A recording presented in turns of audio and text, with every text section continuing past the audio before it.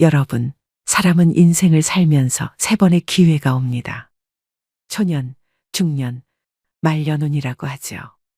그 속에는 자식복, 금전운, 인복까지 다양한 운이 존재합니다. 세 가지 중에 말년운이 좋아야 진짜 대복이라고 볼 수 있는데요. 세상은 공평하지 않아. 나는 억울해. 이렇게 열심히 사는데도 진짜 복이 없는 놈이야.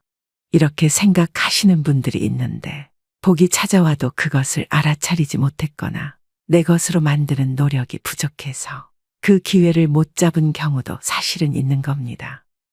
저는 가장 불행한 운은 초년운이라고 생각을 합니다. 주위에 20, 30대에 큰 돈을 만지고 사회적으로 성공한 사람들을 많이 봤습니다. 하지만 그런 사람들 중에 재산을 끝까지 지키는 사람도 있는가 하면 반면 어렵게 벌어놨던 돈을 말년에 다 털어먹고 실패를 하는 경우도 굉장히 많이 봤습니다. 젊은 시절부터 성공하면 좋다고 생각하시겠지만 사주에서는 초년에 성공하는 것은 가장 슬픈 일이라고 여깁니다. 그 이유는 초년에 성공을 해서 얻은 재산을 말년까지 지키는 경우가 매우 드물기 때문입니다. 그래서 전 초년의 성공을 부러워하거나 좋아하지 않는데요. 40대부터 70대, 80대까지 이루는 성공을 진짜 성공이라고 저는 얘기하고 싶습니다. 사주 역학에서는 50살 이후를 말년으로 보지만 의료 기술이 발달하고 평균 수명이 늘어난 요즘은 60에서 80세를 말년으로 여깁니다. 요즘 7순, 8순 정도 되시는 어르신들을 보면 할머니, 할아버지라기엔 너무 젊으신 분들이 많지요. 각 띠 중에서도 말년에 대박나는 띠, 말년 운이 좋은 그런 띠가 있는데요. 여러분들이 가장 지키셔야 되고 잡아야 하는 복이 말년복입니다. 그래서 오늘은 40대에서 70대까지 말년에 초대박나는 띠를 알려드리려고 합니다. 더불어 영상의 마지막에서는 각 띠별 2024년 운세도 말씀드리겠습니다. 영상을 끝까지 시청하셔서 말년복 절대로 놓치시지 않길 바랍니다. 바로 시작하겠습니다. 첫 번째는 신유생 닭띠입니다. 81년생 42살입니다. 12지신 가운데 10번째 띠인 닭띠는 참으로 힘들고 지친 인생을 살아왔는데요. 돈이 있으면 사람이 힘들게 하고 사람이 있으면 돈으로 힘든 고난의 연속이었습니다. 이 신유생 닭띠분들은 단정한 외모의 사교성이 뛰어납니다. 또한 남에게 폐가 되는 것을 굉장히 싫어하며 부지런한 면이 있습니다. 철두철미한 성격으로 모든 일에 허술함이 없이 계획을 세워 이루어 나가는 특징이 있는데요. 자기관리가 뛰어나고 완벽함을 추구하는 성격이지만 타고난 복이 부족하다 보니 초년에는 삶이 고달플 수 있습니다. 내가 노력하는 만큼의 인정이 없고 대가가 없어 마음도 지치고 몸도 지쳐가는 인생을 사셨는데요. 그 누구 하나 내 속을 보여줄 사람이 없어 남 모르는 외로움과 서가리가 크기도 하였습니다. 근데 신유생 닭띠분들 초년의 인생이 바닥을 친 만큼 고생이 있지만 시간이 지남에 따라 더욱 비상할 일만 남았습니다. 그 시기는 50대 중반이 되면서부터입니다. 재물이 안정되고 금전을 많이 축적할 수 있습니다. 두 번째는 갑인생 범띠입니다. 74년생 49살 범띠분들입니다. 갑인생의 범띠분들은 성격이 강하고 욱하는 성질도 있고 음주를 좋아하시는 분들이 많습니다.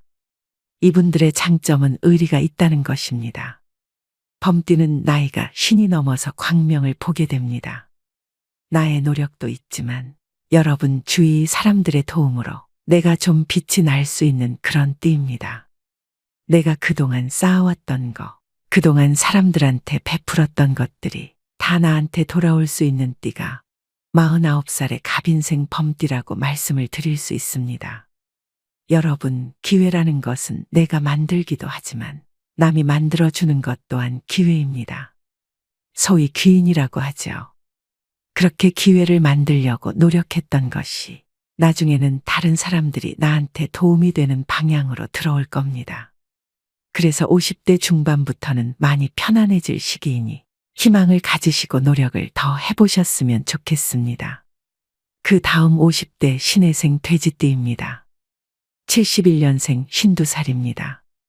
이 돼지띠 분들은 정이 참 많습니다. 그래서 베푸는 것도 좋아하고 밥 사주는 것도 좋아하고 어떻게 보면 오지랖이 좀 넓어서 마음고생을 하시는 분들도 있습니다. 낙천적으로 보이나 굉장히 영특한 분들로 머릿속에는 앞날에 대한 모든 것들의 계산이 담겨 있습니다. 물론 게으른 면도 있고 고집도 있지만 한번 마음먹은 일은 밀고 나가는 뚝심도 가지고 있습니다. 성격이 솔직하고 정직하여 신뢰가 높고 거짓이나 속임수를 싫어하는데요. 기술적인 면이 뛰어나 한 분야에 장인이 많고 이해심도 많아 타인의 실수나 부족함을 용서하고 덮어주는 배려심을 가지고 있습니다. 근데 이 신혜생 돼지띠 같은 경우는 여러분들이 복 중에서 말년복이 대박났어 하면 그 대박이 뭘까요? 재물운만 대박이라는 의미입니다. 돈은 사실 두 번째, 세 번째라고 볼 수 있는데요. 가정 있는 사람들은 뭐가 가장 귀할까요? 많은 분들이 자식이 가장 귀하다고 말씀하실 겁니다. 자식이 대박 나는 게 진정한 성공이라고 생각을 합니다. 근데 이 신혜생 돼지띠 분들은 자식복이 있습니다. 그래서 내 자식이 성공을 하고 조금 이름을 날릴 수 있습니다. 그렇기 때문에 신혜생 돼지띠 분들은 자식에 대한 투자를 아끼지 마세요. 여유가 된다면 자식이 하고 싶은 것을 시켜주는 것이 좋습니다. 그게 나중에 10배가 돼서 나한테 다시 돌아올 수도 있습니다. 그래서 신혜생 돼지띠 분들은 말년복, 특히 자식복이 많다는 것을 말씀드립니다. 초년에는 일이 잘 되다가도 사람으로 인해 어긋나는 경우가 있었으며 내 고집을 낮추지 못해 망치는 것들도 많았을 것입니다. 신혜생 돼지띠 분들은 말년이 운이 확 트여 평온한 날들만 펼쳐질 것이니 마음을 편안히 먹고 계셔도 됩니다. 그 다음은 무신생 원숭이띠입니다. 68년생 55살입니다. 타고난 재주가 차고 넘치는 무신생 원숭이띠 분들은 두뇌가 명석하고 회전이 빠릅니다. 모든 일에 긍정적으로 단점을 장점으로 승화시키는 능력을 가지고 있으며 수완이 넘쳐 일을 잘 벌리기는 하지만 끝마무리에 있어서는 약한 모습을 보여줍니다. 사람을 좋아하고 사람과의 관계에서 상처와 위로를 받는 띠인데요. 성격상 발병가도 많고 말을 달병가처럼 조리 있게 잘하는 분들도 많습니다. 근데 50살부터 말년하냐? 근데 나 왜 이렇게 힘들어? 지금 이렇게 얘기하시는 분들이 있으실 겁니다. 아직 말년운이 오지 않은 거라고 보시면 됩니다. 60이 넘어가야 됩니다. 말년 폭이 70부터 들어올 수도 있고 80부터 들어올 수도 있습니다. 쉽게 얘기해서 연예인으로 보자면 윤여정님은 말년에 큰 인기를 누리고 있습니다. 그 다음에 김수미님까지 말년에 정말로 잘 나가는 분들이 굉장히 많습니다. 그러니까 50부터가 아니라 60부터 70부터 늦은 나이에 내 인생에 풀릴 수도 있다는 뜻입니다. 역까지 도착을 했고 종착지까지 힘들게 이제 걸어왔습니다. 조금만 더 참으시면 됩니다. 이제 벽이 뚫리면서 열차를 탈 수 있는 운이 지금 들어오기 시작을 합니다. 조금만 더 참으면 인생의 빛을 볼 수 있으니 더 힘내셨으면 좋겠습니다. 그 다음은 60대입니다. 61년생 62살 신축생 소띠입니다. 우직하기로 둘째가라면 서러운 소띠는 보통 겸손하고 차분한 성격을 지니고 있는데요. 신중하고 꼼꼼하여 믿음을 얻고 만인이 신뢰할 수 있는 사람으로 잘 알려져 있습니다. 현재 방황이 많고 갈등이 많은 시기를 경험하고 있는 분들이 신축생 소띠인 분들일 것입니다. 신축생은 가정적이기는 하나 좀 보수적이고 고지식한 그런 성격의 소유자들이 많습니다. 외부로부터의 영향에 흔들리지 않으며 자기만의 생각과 신념을 가지고 행동하는 경향이 있어 고집이 세다는 말을 듣기도 합니다. 신축생 소띠분들은 타고난 일복이 많아 늦게까지 일을 해야 되는 사주입니다. 우리가 보통 60이 정년이라고 얘기합니다. 근데 60까지만 일하는 게 아니라 이분들은 욕심이 많고 재주도 많고 또 놀면 병이 나는 성격입니다. 그렇기 때문에 70까지 80대의 늦은 나이까지 직업을 가지게 되고 돈을 계속해서 버는 경우가 많습니다. 근데 신축생 소띠분들은 60대 중후반을 한번 기대해 보셔도 괜찮습니다. 이때 좀 안정이 되고 내가 투자했던 것에 어떤 좋은 결과가 나옵니다. 70이 넘어가면서부터 나무의 뿌리가 땅에 더 탄탄하게 굳을 수 있는 그런 운명이라고 볼 수 있습니다. 그래서 신축생 소띠분들은 이제 환갑도 넘었고 이제 내 인생에 뭐가 있나 이렇게 낙담하실 게 아니라 다시 기회가 왔다 생각하셔야 됩니다. 인생은 이모작입니다. 직업도 한 가지만 가지고는 못 살죠. 요즘은 수명이 늘어났기 때문에 제2, 3의 직업을 가지시면 더 살기 좋은 세상입니다. 새로 시작한다는 마음으로 도전해 보세요. 새롭게 시작했던 일이 굉장히 빛을 발할 수 있는 운명일지도 모릅니다. 다음은 60대 을미생 양띠입니다. 55년생 68살입니다. 이분들은 외운의 강이라고 할 수 있는데요. 겉은 부드럽고 순하지만 내면은 누구보다 강인하다고 할 수 있습니다. 직감과 예감이 잘 맞는 편입니다. 꿈도 되게 잘 맞는데 이는 성경지명이 좋은 성격이라고 볼 수 있습니다. 부모 복이 없다 보니 인생을 스스로 열심히 살아오신 분들이 많습니다. 돈을 많이 버신 분들도 많습니다. 또 내가 손해를 보더라도 퍼주기를 좋아하는 자신만의 철학과 개성을 가지고 있어 내가 옳다 싶으면 쭉 전진하는 성향입니다. 이분들 같은 경우도 말년복이 나쁘지가 않습니다. 근데 지금 나는 말년이 너무 안 좋고 너무 힘들어. 왜 자식들이 자꾸 속을 썩이지? 이렇게 고민과 갈등을 하시는 어르신 분들이 계시는데 그렇게 생각하지 마시고요. 칠순부터라도 이렇게 풀릴 수 있는 복이 들어옵니다. 그러니까 사람이 왜 죽을 복이 있어야 된다. 그런 얘기를 많이들 하시죠. 정말로 부자로 잘 살다가 죽기 전 3년이 너무 비참해서 어렵게 갈 곳도 없어 돌아가시는 분들이 있습니다. 그런 경우는 말년복이 좋다고 볼 수 없는 겁니다. 그렇기 때문에 을미생 이 양띠 분들은요. 70세 이후에는 안정이 되고 기운이 좋아지는 시기입니다. 배가 서서히 뜨고 출항을 할 수 있는 그런 시기라고 볼 수가 있습니다. 아직까지도 사실은 조금 심란하실 겁니다. 비바람이 불어서 자식이 속을 썩일 수도 있습니다. 한 2, 3년 정도 기다려 보시라고 말씀드리고 싶습니다. 다음은 마지막으로 말씀드릴 70대입니다. 70이 말년인데 지금 봐서 뭐하냐 이렇게 생각을 하시는 분들도 있으실 겁니다. 요즘은 70은 노인이 아닙니다. 끝나는 시기가 아니라는 말씀을 드리고 싶습니다. 51년생 72살 신묘생 토끼띠입니다. 신묘생은 손주와 자식의 덕이 있는 띠입니다. 만약에 내 자식이 고생을 해서 안 풀렸으나 손주가 빛을 봐서 우리 집안을 일으킬 수 있습니다. 그래서 손주 복이 있고 자식 복이 있어서 그 자손들로 인해서 내가 웃을 일이 있다. 말년에 기분 좋은 일이 있다. 그리고 효도도 받을 수 있다고 볼 수 있습니다. 즉 조상이 많이 도와주는 띠가 신묘생의 토끼띠로 볼 수 있습니다. 이상 제가 오늘 호명해드린 띠는 말년이 편안해지고 재물이 쌓이고 대박나는 띠를 말씀드렸습니다.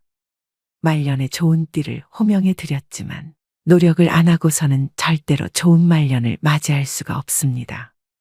노력하지 않고 가만히 그냥 때를 기다리지 마시고요. 난 더 노력을 해야 되겠다 생각하시고 더 진실적으로 노력을 하셨으면 좋겠습니다. 마지막으로 12가지 각띠별 2024년 운세를 알려드리겠습니다. 12지신 순서에 맞춰서 말씀드리니 자기에게 또 가족들에게 해당되는 띠를 살펴보시길 바랍니다. 2024년 쥐띠 운세 12지신 중 첫 번째인 쥐띠는 눌삼재의 힘든 시간을 잘 버티셨습니다. 나가는 삼재인 2024년 갑진년은 오히려 길한 운이 들어오는 시기를 맞았습니다. 삼재 바람에 운이 들어올 때 돈을 벌면 평생 그 돈은 나가지 않는다라는 말이 있을 정도로 삼재에 들어오는 재물은 귀한 복덩이입니다. 삼재가 끼면 매사에 조심하며 무탈하게 보내는 것이 최고라고 여깁니다. 하지만 전화위복이 되어 운세가 트이면 더 많이 벌고 대박이 나게 되는 것인데요. 갑진년에는 쥐띠에게 대운이 들어와 나쁜 삼재 바람이 복삼재로 바뀌어지고 그동안 막혔던 삶의 숨통이 트일 수 있는 한 해가 될 것으로 보입니다. 다만 음력 2월에는 절대 금전거래나 투자는 하지 않는 것이 좋은데요. 주기는 하나 받기가 어렵습니다. 음력 2월 금전운만 조심한다면 남은 한 해는 걱정 근심이 사라지는 좋은 길한 해가 되겠습니다. 2024년 갑진년 쥐띠분들에게 세상의 만복이 깃드시기를 바라봅니다. 2024년 소띠 운세 12지신의 두 번째에 해당하는 소띠입니다. 2024년 갑진년 청룡의 해의 소띠는 머무르기도 또는 비상하기도 하는 한 해가 될 것인데요. 2023년은 여러모로 지치는 한 해였습니다. 움직이는 만큼 보람을 얻는 소띠이지만 뜻하는 바가 다 이루어지지 않는 시간들이었습니다. 2024년은 좋은 기운도 들어오지만 다가오는 2025년 뱀띠해인 을사년에 더 큰 대박복을 받기 위해 준비하는 시기이기도 합니다. 음력 1월에서 4월, 9월에서 12월의 기운이 좋은데요. 다만 7월에는 망신수, 관제수, 구설수가 들어오므로 조심하는 것이 좋겠습니다. 2024년 갑진년에는 무리하게 일을 벌이기보다는 잠깐 멈추시고 현재에 만족하며 건강을 가장 우선시하는 한 해가 되시길 바라며 2025년에 다가오는 대운을 잘 맞으시면 좋겠습니다. 2024년 갑진년 소띠분들에게 세상의 만복이 깃드시기를 바라봅니다. 2024년 호랑이띠 운세 2024년 갑진년에 대박나는 띠 중 하나입니다. 12지신 중 세 번째인 호랑이띠는 독립적이며 강인하고 용감하여 의리가 넘쳐나는데요. 세상 풍파를 해결하는 능력이 탁월하고 대중을 이끌어가는 힘이 있습니다. 하지만 고집이 워낙 세다 보니 주위와 타협하지 않고 그로 인해 손해를 보기도 합니다. 2023년 지나간 시간은 사람으로 인해 고달프고 간혹 눈물을 흘릴 일도 있었을 것이고 지치는 한 해였을 텐데요. 2024년 갑진년에는 지난해보다 더욱 운기가 상승하게 됩니다. 지나친 욕심만 내려놓으면 평탄하고 무탈한 한 해를 보낼 수 있겠습니다. 돈보다 귀한 것은 건강이고 건강을 잘 챙기는 것이 그 무엇보다 중요한 한 해가 되겠습니다. 자신감이 넘치는 범띠이지만 조금은 내려놓고 현재 주어진 일에 최선을 다해 달린다면 하반기에는 거기에 걸맞은 보상을 얻을 수 있을 것입니다. 2024년 갑진년 호랑이띠 분들에게 세상의 만복이 깃드시기를 바라봅니다. 2024년 토끼띠 운세 2024년 갑진년에 대박나는 띠 중 하나입니다. 12지신의 네 번째에 해당하는 토끼띠들에게 최고의 해가 될 수 있는데요. 말 그대로 대박이 나는 띠로 그동안 마음먹었던 일들을 행동으로 추진할 수 있는 기회이기도 합니다. 모든 토끼띠 분들의 총운이 두루두루 좋기 때문인데요. 인기가 높은 토끼띠는 타고난 성품이 맑고 선하며 정이 많아 사랑을 많이 주고받으며 살아가는 띠입니다. 특히 갑진년에는 애정운이 매우 상승하게 됩니다. 감나무에서 감이 떨어지고 큰 나무가 나의 그늘이 되어 나를 이끌어주는 시기로 내가 어느 방향으로 가도 무탈하며 잘 살아갈 수 있는 복이 가득 찬 한 해입니다. 불합격을 합격으로 바꾸고 또한 위기를 기회로 바꿀 수 있는 갑진년이 되는데요. 갑진년에는 나의 수고로움에 비해 더 많은 수확을 얻을 수 있으니 원하는 모든 것을 소원 성취하시는 한 해가 되시길 바라봅니다. 2024년 용띠 운세 12지신 중 다섯 번째인 용띠는 자신의 해를 맞았는데요. 본인의 띠에 본인의 해가 돌아온다고 해서 무조건 대운을 받는 것은 아닙니다. 올해 용띠는 날삼재인데 꼭 삼재가 꼈다고 해서 다 나쁜 것은 아니니 걱정할 필요는 없습니다. 날삼재에 운이 들어오면 더욱 대박이 나는 시기를 맞게 되는데요. 다만 2024년은 용띠에게 돌다리도 두들겨서 가야 하는 신중한 한 해가 되어야 합니다. 계획하고 이루고자 하는 것이 있다면 뒤로 물러서지 말고 요행을 바라지도 말고 앞만 보고 열심히 살아야 하는 한 해입니다. 그동안 아무리 노력해도 얻어지는 게 없었다면 갑진년에는 기회와 귀인이 찾아오게 됩니다. 음력 4월과 8월의 팔패사를 조심하셔야 하는데요. 8군데의 어느 방향으로 가도 나쁘고 실패한다는 것으로 음력 10월에는 망신살이 있으니 십이수나 구설수에 휘말릴 수 있겠습니다. 2024년에는 닭띠와 육합이 들어 큰일을 도모하기 좋고 쥐띠와 원숭이띠와는 삼합이 들어 서로를 도울 수 있는 합이 들어오는 한 해입니다. 2024년 갑진년 용띠분들에게 세상의 만복이 깃드시기를 바라봅니다. 2024년 뱀띠 운세. 2024년 갑진년에 대박나는 띠 중 하나입니다. 12지신 중 6번째인 뱀띠는 지난 몇 년간 마음고생과 돈고생이 많았을 것인데요. 믿었던 사람, 아꼈던 사람으로 인해 상처를 받았을 것입니다. 하지만 갑진년에는 고생한 만큼 보람을 얻고 승승장구하는 시기입니다. 그동안은 열심히 벌어도 내 곳간에 쌓이지 않고 빠져나가는 형국이었습니다. 하지만 2024년 갑진년에는 좋은 대박운으로 나갔던 돈들이 다시 돌아오게 되는데요. 사업이든 직장이든 이루어지지 않았던 것들이 잘 풀려나가는 한 해가 될 것입니다. 특히 인간관계에서 번뇌가 많았으나 위로를 얻게 되고 마음의 짐을 내려놓는 갑진년이 되겠습니다. 본인이 태어난 생일달을 기점으로 대운이 확실하게 살아나니 미리 실망하거나 포기하지 마시고 지금처럼만 열심히 살아가신다면 좋은 기운이 더해져 복이 굴러오는 대박나는 한 해가 될 것입니다. 음력 7월에 망신수가 있을 수 있으니 말과 행동에 주의하셔야 됩니다. 뱀띠와 잘 어울리는 띠로는 육합의 원숭이띠와 삼합의 소띠, 닭띠가 있겠습니다. 2024년 갑진년 뱀띠분들에게 세상의 만복이 깃드시기를 바라봅니다. 2024년 말띠 운세. 12지신 중 7번째인 말띠는 지난 개묘년 마음만 바쁘고 실속은 약했던 한 해였는데요. 2024년 갑진년에는 기대하지도 않았던 좋은 일들이 들어오는 행운을 거머쥐는 한 해가 됩니다. 재물운이 뒷받침되고 사업을 시작하거나 집을 짓거나 땅을 사셔도 아주 대기라며 직장에서는 승진을 맡게 됩니다. 한마디로 갑진년의 대박을 터뜨리는 운세라 할 수 있겠습니다. 2024년 음력 1월 2월에는 큰일을 도모하기보다는 계획을 단단히 세우고 마음을 준비하는 단계로 삼으시는 것이 좋으며 3월이 되었을 때 앞만 보고 달려나가면 성공을 쟁취할 수 있는데요.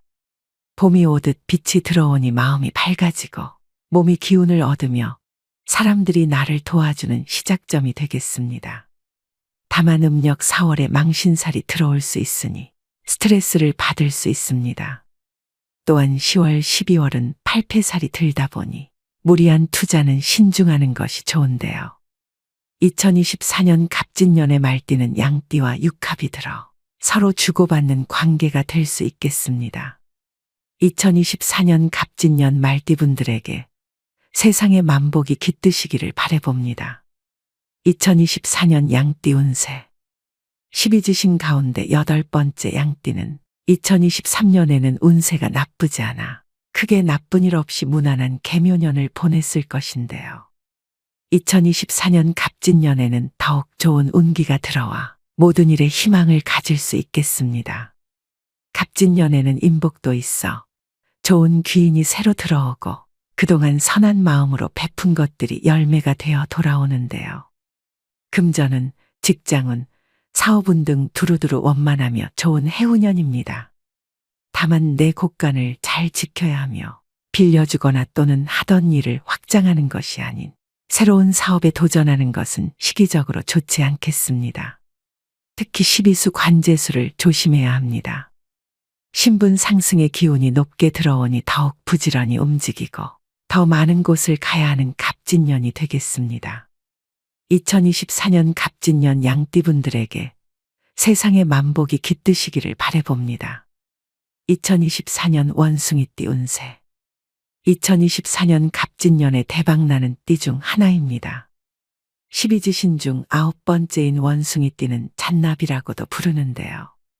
그만큼 타고난 재주가 많기 때문입니다. 2023년 개묘년에는 눌삼재로 인해 여러모로 힘든 부분이 많았을 것인데요. 믿었던 사람에게 상처도 받고 하는 일도 어긋나니 많이 지치고 고달픈 형국이었습니다. 하지만 원숭이띠는 어려움을 영민하게 뚫고 나가는 지혜를 가지고 있습니다.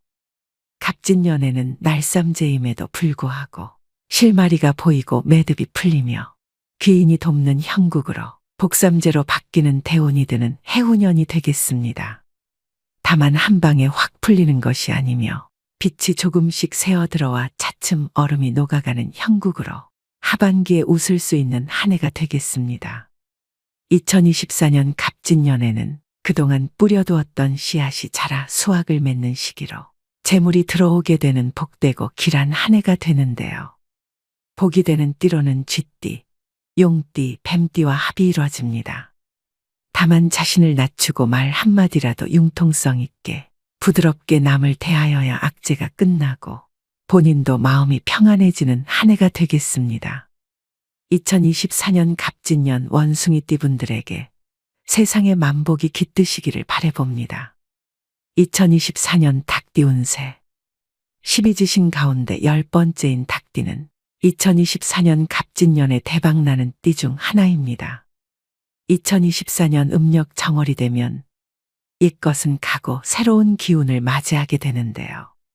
언제 그랬냐는 듯 일이 풀리기 시작하고 대박 운을 맞아 전화위복이 되는 갑진년이 되겠습니다. 손님이 없던 가게에 손님으로 문턱이 닳고 사람은 직장운, 금전운이 채워지는 해운년이 되겠습니다. 다만 일이 뜻대로 잘 되는 것에 지나친 자만심을 가지면 그 틈으로 망조가 들어올 수 있으니 자존감은 높이되 항상 겸손한 자세로 임하는 것이 좋겠습니다. 갑진년 닭띠는 용띠와 육합이 들어 이를 같이 도모하기에 매우 좋고 뱀띠와 소띠와는 삼합이 들어 서로 도움을 주고받을 수 있겠습니다. 2024년 갑진년 닭띠분들에게 세상의 만복이 깃드시기를 바라봅니다. 2024년 개띠 운세. 12지신 가운데 11번째 개띠는 책임감이 강하고 사람을 배신하지 않는 의리파로 유명합니다.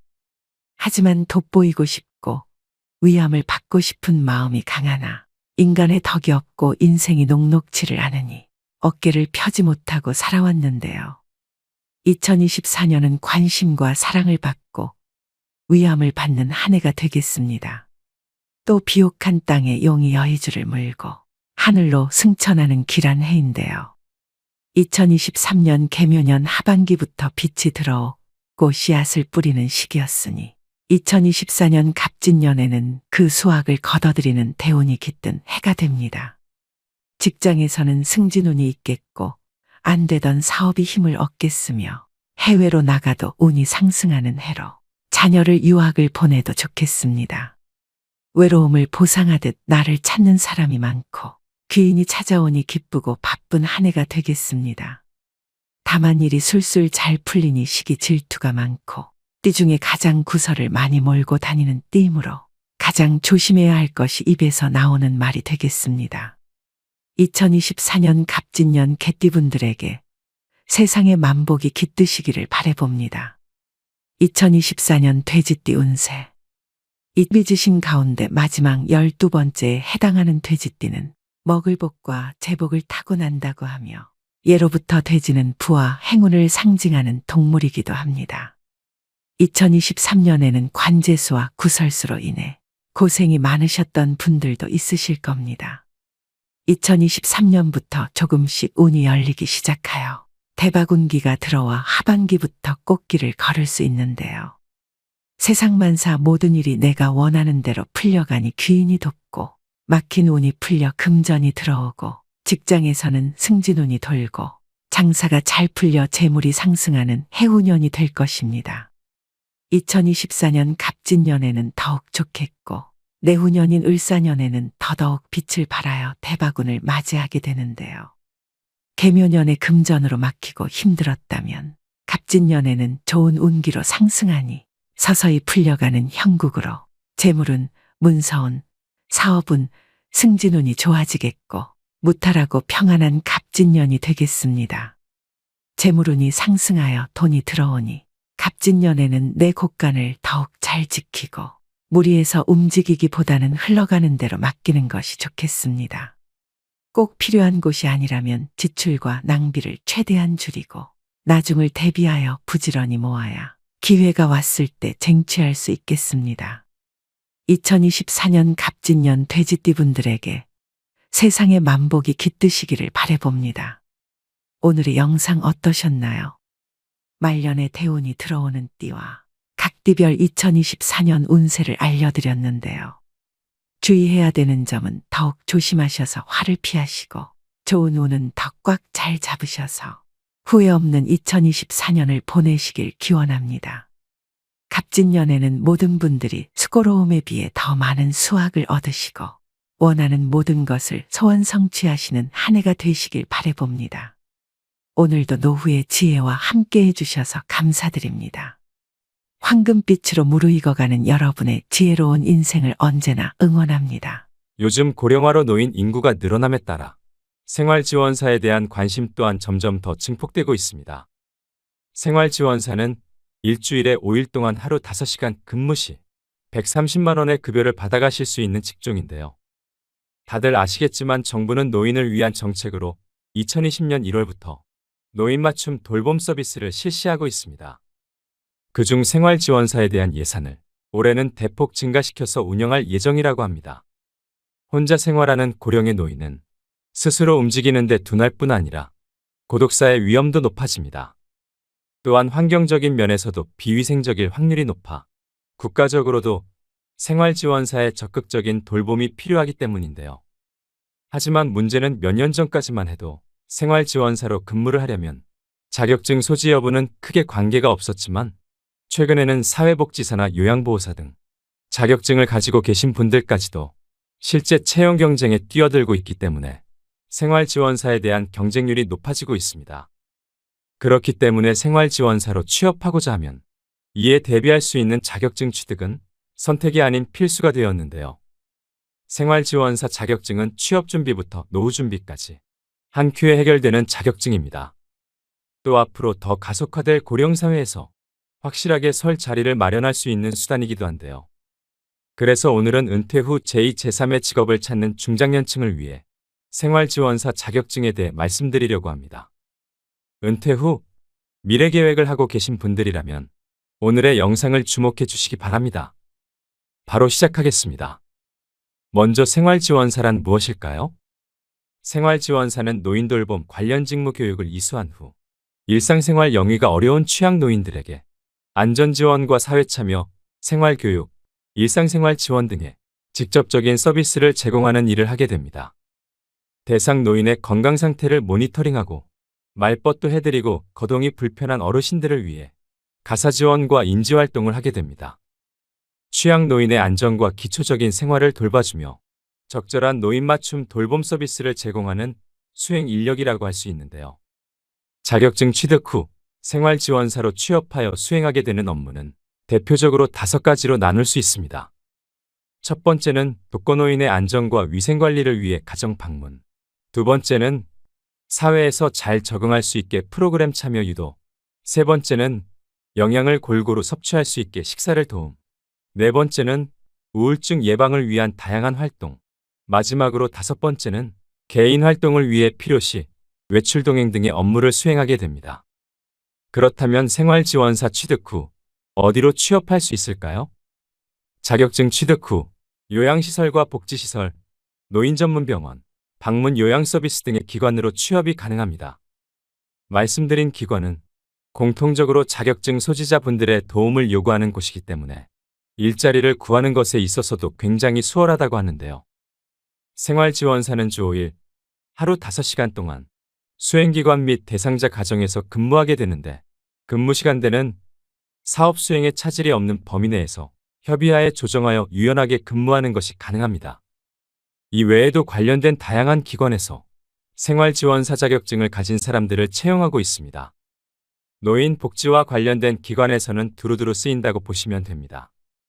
본격적으로 생활지원사 자격증 취득 준비에 앞서 시험 자격과 시험 평가 과정은 어떻게 될까요? 자격 조건은 노인 맞춤 돌봄 서비스 수행을 위한 역량과 의지를 갖춘 자로서 열정만 가지고 있는 분들이라면 충분히 준비하실 수 있습니다. 우선 시험 자격은 고등학교 졸업자 이상이면 누구나 가능합니다. 또 응시를 하는 데 있어 특별한 경력이나 나이 등의 조건을 필요로 하지 않습니다. 생활지원사 자격증 시험 준비 과정은 온라인 강의를 4주 동안 들으시면 남녀노소 누구나 취득이 가능한데요. 강의는 온라인 수업으로 진행되며 전체 강의에서 60% 이상 수강해야 시험에 응시할 수 있습니다. 시험도 온라인으로 치러지는데 100점 만점에 60점 이상 득점해야 합격입니다. 굳이 고득점을 받지 않아도 누구나 충분히 합격할 수 있는 난이도입니다.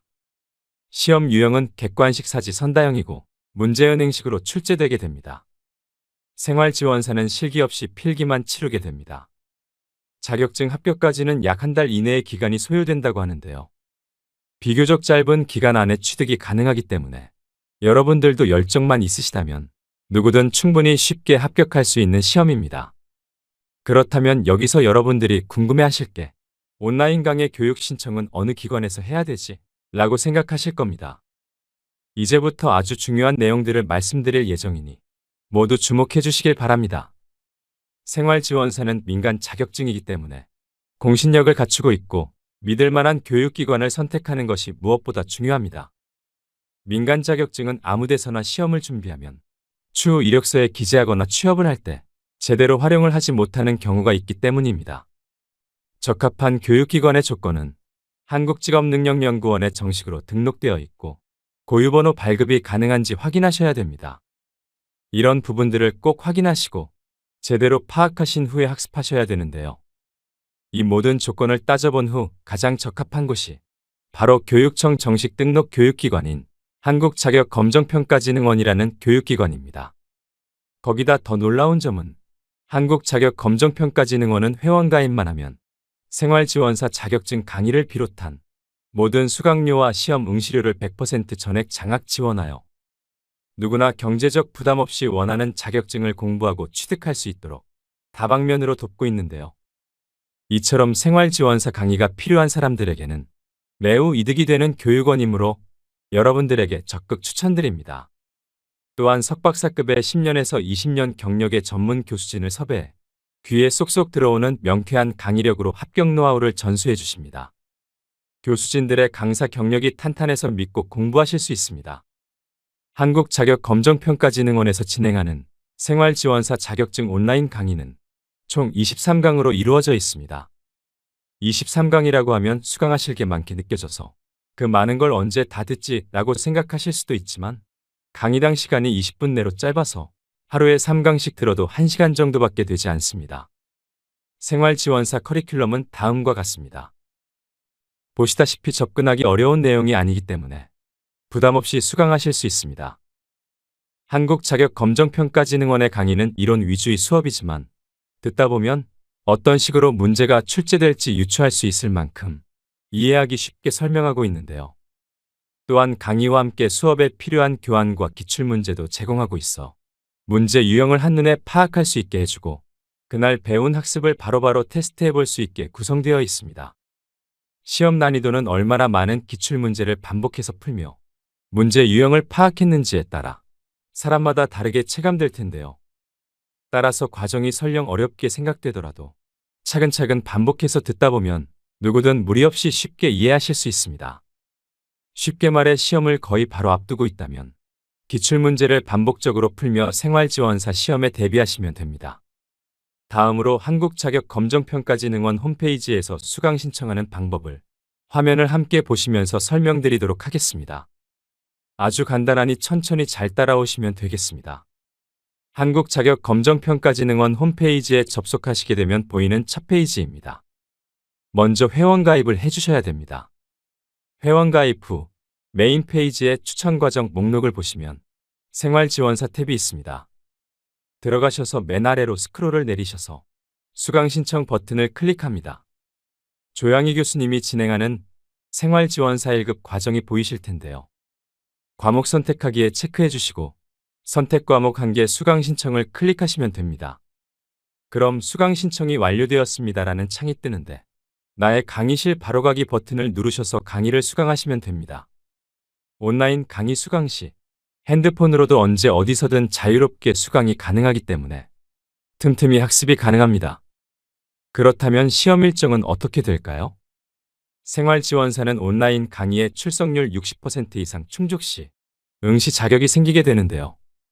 언제든 원하는 장소와 시간 날짜에 시험을 볼 수 있습니다. 공부 일정을 오로지 나의 스케줄에 맞출 수 있어서 편리하죠. 생활지원사의 합격률은 98% 정도이기 때문에 누구든 무난하게 합격 가능한 수준인데요. 따라서 시험이라고 해서 질에 겁먹을 필요도 없고 한국자격검정평가진흥원의 시험 과정만 잘 따라오신다면 무리 없이 합격하실 수 있습니다. 한국자격검정평가진흥원 홈페이지에는 생활지원사 자격증 외에도 노인심리상담사, 노인운동지도사, 간병사 등 실버 관련 직업에 도움되는 미래의망 자격증도 모두 무료로 수강하실 수 있습니다. 또한 나는 자격증은 굳이 필요 없고 교육만 받고 싶다고 하신다고 해도 강의료 없이 무한 교육을 받을 수 있으니 상당히 유용한 시스템입니다. 마지막으로 생활지원사의 월급과 앞으로의 전망에 대해 말씀드리겠습니다. 생활지원사는 보통 주 5일, 하루 5시간 근무 시 2023년 기준 월급여가 125만 4,450원이었습니다. 올해는 최저임금이 상승함에 따라 130만 원 선으로 예상하고 있습니다. 연봉으로 환산 시 약 1,550만 원 정도를 수령하게 되는데요. 하루 근무 시간은 근무하는 곳에 따라서 달라지겠지만 일과 삶의 균형이 좋은 편이기 때문에 노후의 제2, 3의 직업으로 삼기에 좋다고 얘기할 수 있습니다.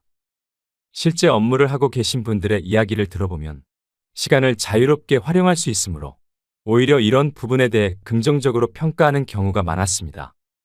현재 매년 노인 인구 급증에 따라 노인돌봄 서비스 이용자도 증가하고 있지만 이들을 돌볼 생활지원사가 턱없이 부족한데요. 실제 전국적으로 노인돌봄 서비스 이용자는 매년 늘어나고 있는 추세입니다. 그래서 정부에서는 생활지원사 예산을 대폭 늘리고 있습니다.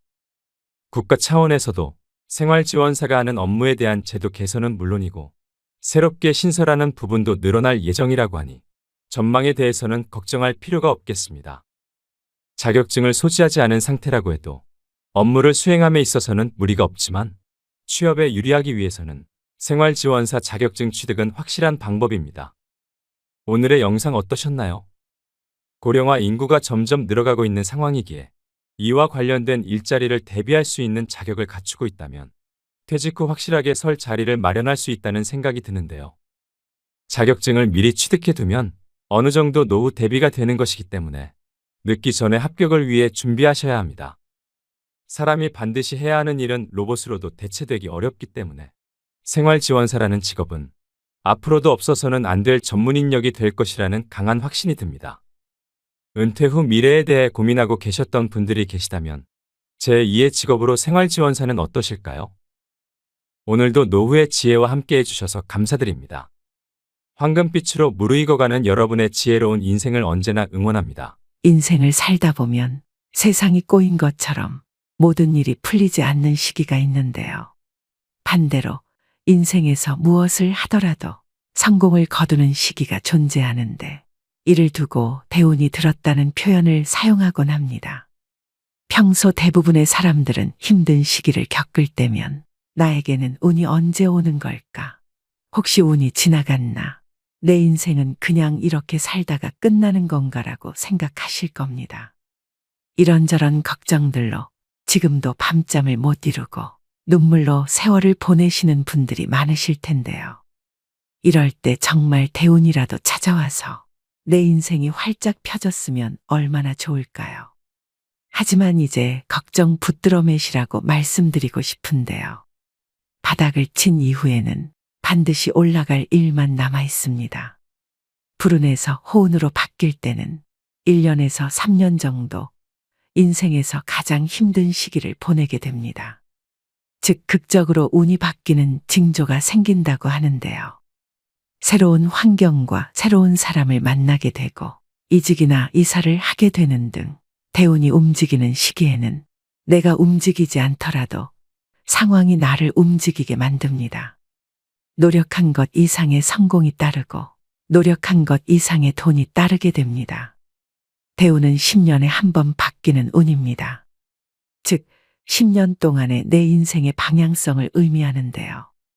지금 상태가 숨 막히게 힘들고 최악의 상태라고 느껴지신다면 대운을 맞이하는 마지막 시련을 준다는 것을 알아차리시고 이 시기를 잘 버티셔야 합니다.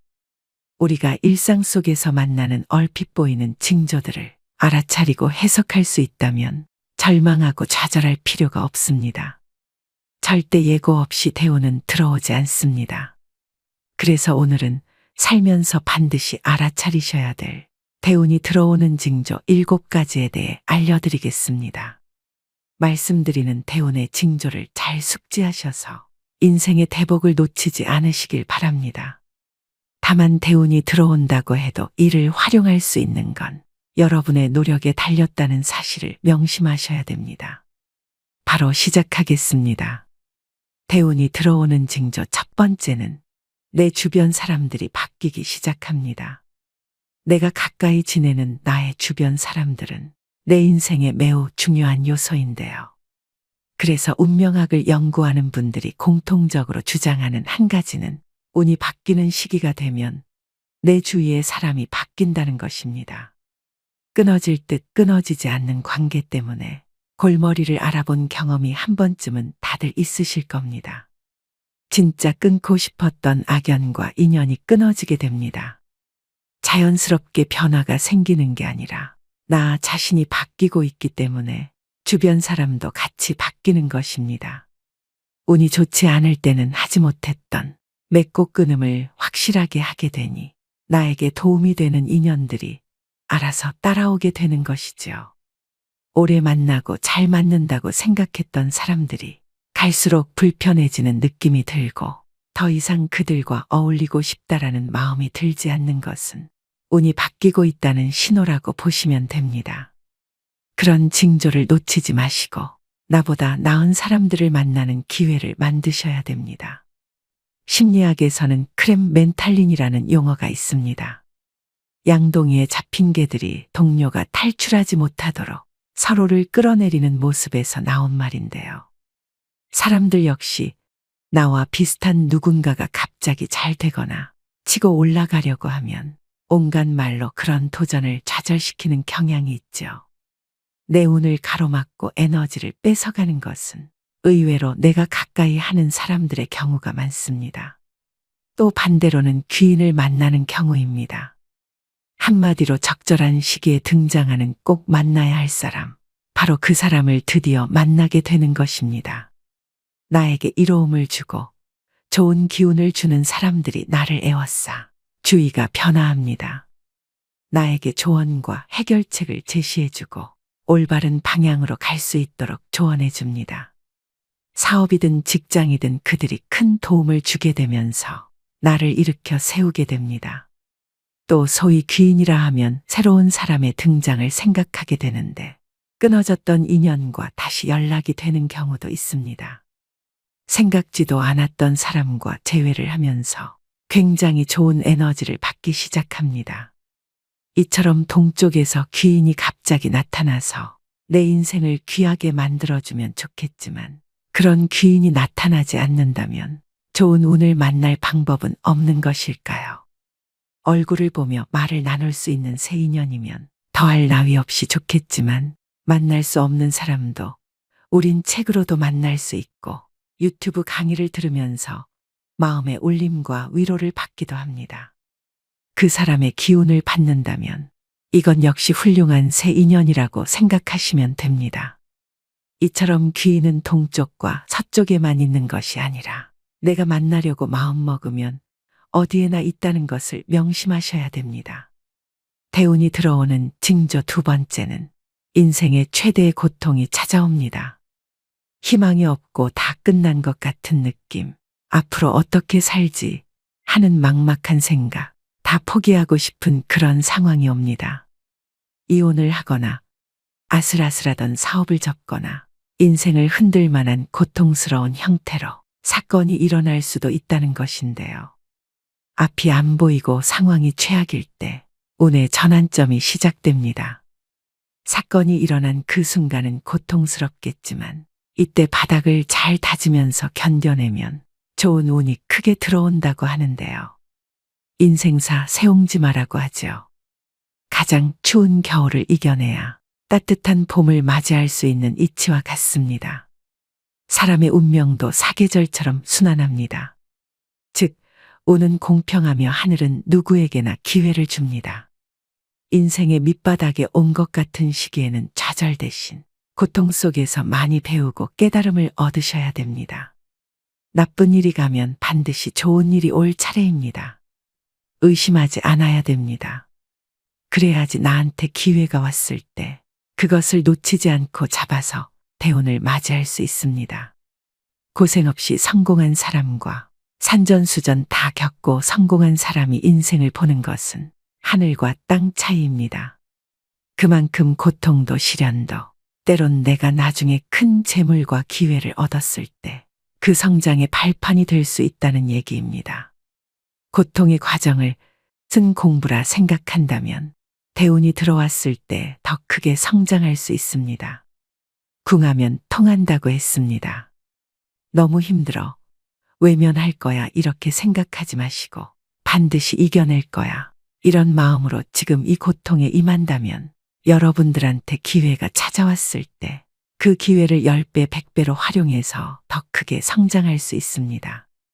후대에 위대한 업적을 남겼던 현인들도 자신들의 가장 절망적이고 고통스러운 순간 속에서 가장 위대한 걸작을 남겼습니다. 이처럼 인생의 가장 밑바닥을 찍고 있는 것 같아도 절망하고 좌절할 필요가 없습니다. 힘들더라도 아직 포기하시면 안 됩니다. 분명한 것은 다시 일어서고야 많은 사람에게 대운보다 훨씬 좋고 큰 일들이 쏟아져 내릴 것입니다.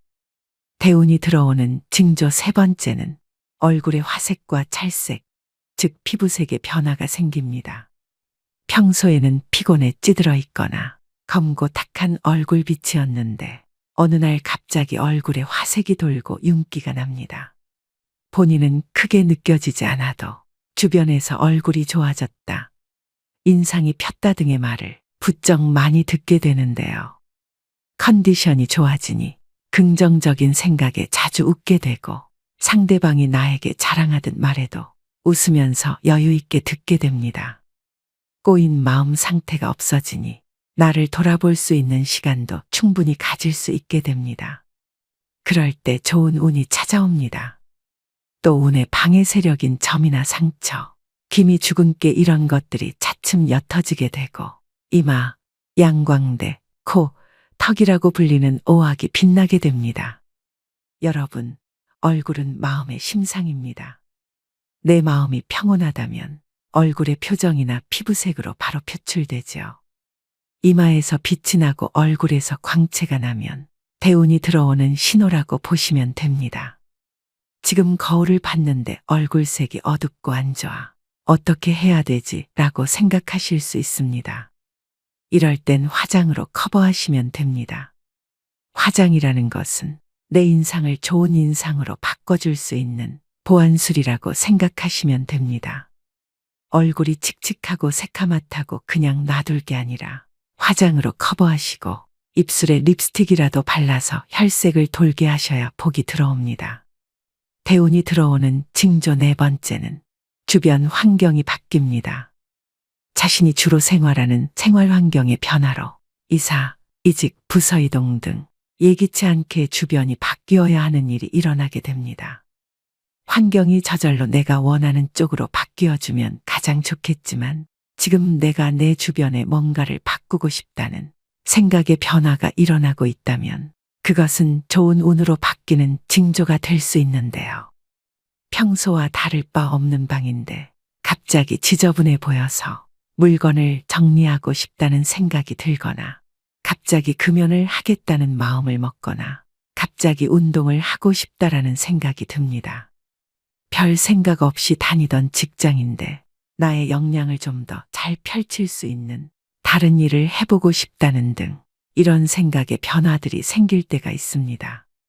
운이 좋아질 때가 되면 내가 바꿀 수 없는 환경 대신에 내가 바꿀 수 있는 환경에 더 집중하게 되고 바꾸고자 하는 의지가 생기게 됩니다. 그래서 나에게 생각의 변화가 있다면 무시하지 말고 귀를 기울일 필요가 있습니다. 바꾸고 싶은 마음이 드는데도 익숙한 환경에서 떠나는 것이 불안해서 애써 그 느낌을 무시하고 실행에 옮기지 못하는 사람들도 정말 많은데요. 바꿀 수 없는 상황은 담담히 받아들이고 내가 지금 당장 바꿀 수 있는 것에만 집중해서 자기의 운을 바꾸는 노력을 하셔야 다가오는 대운을 잡을 수 있음을 명심하셔야 됩니다. 다만 새로운 환경이 당장은 자신에게 아무것도 보장되지 않고 두렵게만 느껴질 수 있습니다. 있던 곳에 계속 머물러 있어서는 달라질 것이 아무것도 없기 때문에 사력을 다해서 걸어 나와야 합니다. 이런 노력들이 운을 바꾸는 하나의 계기가 되는 것입니다. 대운이 들어오는 징조 5번째는 평소 잘 꾸지 않던 꿈을 꾸게 됩니다. 물꿈, 돈꿈, 조상꿈, 돼지꿈, 하늘을 날아다니는 꿈 등 길몽이라고 알려진 꿈을 꾸기 시작합니다. 얼굴도 알 수 없는 조상님이 찾아오거나 돌아가신 부모님, 할아버지, 할머니가 멀끔한 모습으로 자꾸 꿈에 보이기도 합니다. 복권에 당첨된 이들의 인터뷰를 잘 살펴보면 꿈을 꾸지 않은 경우도 있지만 최근 길몽을 꿨다고 답한 이들을 심심치 않게 발견할 수 있는데요. 이처럼 꿈자리가 좋은 것은 앞으로 다가올 희망찬 미래를 보여주는 단적인 예시가 될 수 있기 때문에 나에게 좋은 운이 들어오는 징조입니다. 기분 좋은 꿈을 자주 꾼다면 대운을 받아들일 준비를 하는 것이 좋습니다. 꿈자리가 좋은 것도 나한테 좋은 기회가 다가왔다, 좋은 운이 다가왔다는 것을 암시하는 거라고 그렇게 생각하시면 됩니다. 대운이 들어오는 징조 6번째는 나의 마음가짐이 달라집니다. 과거 매사에 불평불만, 남 탓 부정적이던 모습은 사라지고 긍정적인 태도와 단점을 고치려고 하고 에너지가 상승하는 것을 느낀다면 이 또한 운이 좋아지는 징조입니다. 뿐만 아니라 긍정적인 생각을 하게 되면서 자연스럽게 마음의 여유가 생겨나게 됩니다. 어떠한 문제가 생기더라도 괜찮아, 그럴 수 있지 뭐. 마음과 생각도 긍정으로 변하지만 말 또한 예쁘게 하게 되는데요. 여유로워지기 때문에 내 자신을 돌아볼 수 있는 시간을 자연스레 갖게 되는 것입니다. 나 스스로를 돌본다고 하죠. 스스로에 대해 투덜거리게 되는 것이 줄어들고 감사할 것들이 늘어난다면 자신의 운명이 좋아지고 있는 징조입니다. 또 누군가를 돕고 싶은 마음도 생기게 되는데요. 본래 인간은 이기적인 본능이 있습니다. 누군가를 도와주기보다는 본인의 욕심이나 성취를 위해 이용하는 이들이 대부분입니다. 하지만 대운이 오기 전에는 마음가짐이 달라진다고 말씀드렸습니다. 누군가를 돕고 싶은 선행의 마음이 생긴다면 하늘이 나에게 행운을 내려줄 것이라고 생각하고 마음껏 도우시면 됩니다. 반면 운이 나쁠 때는 저 사람 때문에 일이 너무 안 풀려, 저 녀석 때문에 내가 이렇게 망가졌어 라고 생각하게 되는데 이런 상태에서는 절대 운이 들어오지 않습니다. 그런 마음을 버리시고 모든 문제는 다 내 안에 있다는 것을 깨닫고 자신부터 바꾸려고 노력하기 시작할 때 비로소 변화가 시작됩니다. 이럴 때는 내가 운이 아직 안 왔구나, 마음 수양을 더 해야겠다, 그렇게 생각하시면 됩니다. 대운이 들어오는 징조 마지막 7번째는 건강이 안 좋아지면서 잔병치레를 하게 됩니다. 살다 보면 갑자기 몸이 아파질 때가 있으실 겁니다. 그럴 때는 왜 나에게 이런 아픔이 오지? 라고 의아해하기 쉬운데 생각을 조금 바꿔서 나에게 좋은 운이 오려고 다시 더 높게 상승하기 위해서 내가 지금 잠시 바닥을 딛고 있는 중이구나라고 생각하시면 됩니다. 이렇게 갑자기 몸이 아플 때는 운이 새롭게 바뀌는 징조로서 계절로 치자면 겨울에서 봄으로 바뀌는 때라고 생각하시면 됩니다. 나의 운이 바닥을 치고 다시 상승하고자 하는 때이므로 이때의 아픔을 잘 극복하고 이겨내시면 운이 더 좋게 바뀌게 됩니다. 10년 대운이 들어오는 징조 7가지에 대해 말씀드렸는데요. 위와 같은 징조들이 하나 둘 생기고 삶이 힘들어지는 듯한 느낌을 계속 받게 됩니다. 이는 인생이 꼬이는 게 아닙니다. 큰 운이 들어오기 전 전환점을 맞이하기 위해 나를 괴롭히던 일들이 조금씩 정리되어 가는 과정입니다. 대운은 후천적으로 운행되는 기륭의 흐름이기 때문에 사람의 운이 좋거나 나쁘다는 것은 대운의 흐름을 말합니다. 즉, 사주 자체는 크게 부귀할 격국이라 할지라도 대운이 불길하면 평범하게 지내게 되고 길한 운이 들어오면 대길하여 성공하게 되는 것인데요. 사주가 아무리 좋아도 대운보다는 못하다는 말이 있습니다. 그만큼 운이 차지하는 비중이 크다는 말이고 사주의 내 기둥을 자동차에 비교한다면 대운은 자동차가 다니는 길과 같다고 보시면 됩니다. 대운의 시기를 잘 이용해 대성한 사람들은 한결같이 똑같은 말을 합니다. 운이 좋았어요. 항상 말씀드리는 얘기지만 나는 운이 좋은 사람이라고 자주 말하시고 생각하셔야 됩니다. 사람은 생각하는 대로 살게 됩니다. 지금은 아무리 길이 안 보이고 힘든 시기라도 극복하고자 하는 마음만 먹으신다면 인생은 어떻게든 긍정적으로 변하게 되어 있습니다. 하지만 운이 좋지 않은 사람들은 생각하는 것, 선택하는 것, 행동하는 모든 것들이 전부 자신에게 해로운 것들이고 기회가 와도 못 잡는 경우가 대부분인데요. 영국의 맥크리 교수는 사람들이 행운을 어떻게 만나는지 연구했습니다. 그가 찾아낸 결론은 행운은 절대 우연히 일어나지 않는다는 것인데요. 자신의 범위를 좁게 한정짓지 않고 시야를 넓히는 사람일수록 낯선 것에 저항하지 않고 새로운 가능성을 열어놓은 사람일수록 행운을 만날 확률이 높아진다는 것을 발견했습니다. 신에게 날마다 기도하던 사람이 생활고로 더 이상 못 살게 되자 자살하기 전에 하나님께 욕을 했다고 합니다. 도움을 달라고 그렇게 기도했는데 왜 자신이 빈곤에 허덕이게 하느냐고 말이죠. 그 욕을 들은 신이 나타나서 이렇게 말했다고 합니다.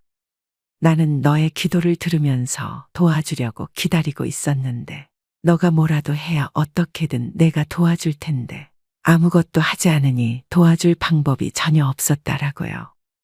주식 한 주 사본 적이 없고 장사 한 번 한 적이 없는데 내가 너를 어떻게 도와줄 수 있겠느냐.